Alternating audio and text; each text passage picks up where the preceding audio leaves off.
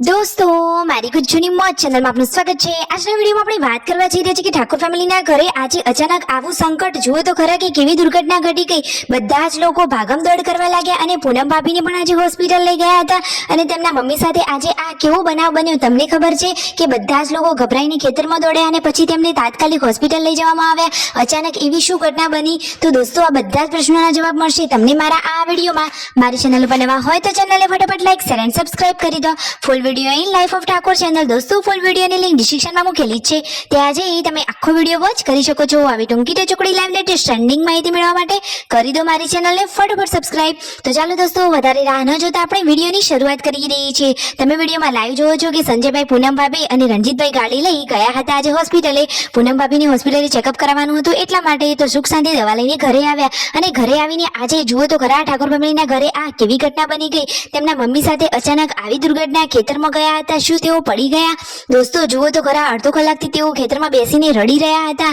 જુઓ તેમનાથી તો ચલાતો પણ નથી। તો દોસ્તો સત્ય અને સચોટ કારણ એવું હતું કે તેમના પગમાં અચાનક દુખાવો થવા લાગ્યો, નસ જ પકડાઈ ગઈ છે એટલે કે નસ જામી જાય છે, જેથી આખો પગ પકડાઈ ગયો છે કે જેથી તેઓ તેના પર વજન આપી અને ચાલી જ શકતા નથી।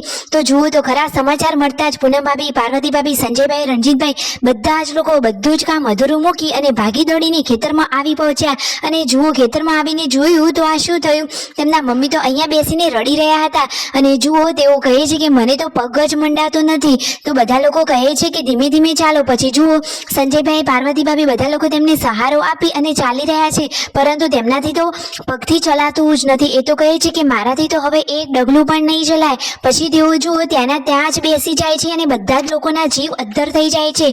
જુઓ અચાનક પગમાં આવી તકલીફ થઈ અને દોસ્તો એક વાત જણાવો કે તેમને પહેલા પણ પગમાં તકલીફ હતી, તેમને તો પગમાં પણ સળિયો નંખાવેલો છે। તો દોસ્તો આ જે દુખાવો થયો એ બીજા પગમાં થયો છે, તો છતાં પણ જુઓ તેમનાથી ચલાતું નથી અને પછી તેઓ ત્યાં જ બેસી જાય છે। તો દોસ્તો હવે શું થશે? અને ઠાકોર ફેમિલીના લોકો એટલે તો એકબીજા સાથે હળી મળીને રહેતા અને સુખ દુઃખ બધામાં સૌને ભાગીદારી આપનારા છે।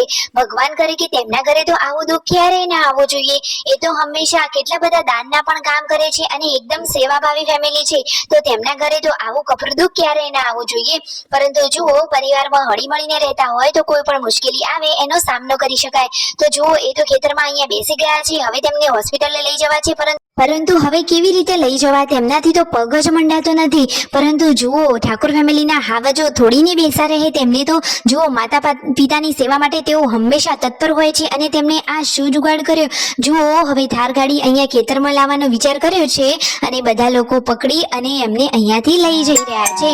અને જુઓ તો ખરા દોસ્તો આવતા જતા પણ બધા જ લોકો તેમના સમાચાર પૂછી રહ્યા છે અને ઠાકોર ફેમિલીની આ દીકરીઓ સમાન વહુઓની તો વાત જ અલગ છે। અને આ લાડકી દીકરી જેન્સુ જુઓ ઘરેથી આ તેલ લઈને આવી છે, પૂનમ ભાભી પગે માલિશ કરી રહ્યા છે ને ઘરે મિતાંશ પણ એકલો હતો, એને મૂકીને પણ બધા જ લોકો ભાગી દોડીને ત્યાં ખેતરમાં ગયા હતા, પરંતુ ગુડ્ડુ જોડે હતી એટલે કંઈ વાંધો નહીં। પરંતુ જુઓ તેમના મમ્મીને બધા લોકો ઊભા કરી રહ્યા છે ને આ વિડીયો જોતા એકદમ કરુણ દ્રશ્યો સર્જાયેલા જોઈ બધાની આંખમાં આંસુ આવી ગયા। આપણે અહીંયાથી વિડીયો જોઈએ છીએ છતાં પણ આપણી આંખો નમ થઈ જાય છે। પછી જુઓ સંજયભાઈએ પોતાની માતાને આ રીતે ઉપાડી અને ગાડીમાં બેસાડી હોસ્પિટલે ખસેડાયા। હોસ્પિટલે જઈ ડોક્ટરે તેમની સારવાર કરી તો ડોક્ટર હાજર ન હતા, પરંતુ થતી ટ્રીટમેન્ટ ચાલુ કરી દીધી। તો જુઓ સંજયભાઈ કહે છે કે મમ્મીનો વજન વધારે હોવાથી મારે પણ ઉપાડવાથી અહીંયા કમરમાં દુખવા લાગ્યું, પરંતુ છતાં જુઓ પોતાના શરીરને ગમે તેવી તકલીફ પડે છતાં માતા પિતાની સેવામાં હંમેશા તત્પર રહેતા હોય એવા ઠાકોર ફેમિલીના આ ભાઈઓ એટલે કે સંજયભાઈ, રણજીતભાઈ, રાકેશભાઈ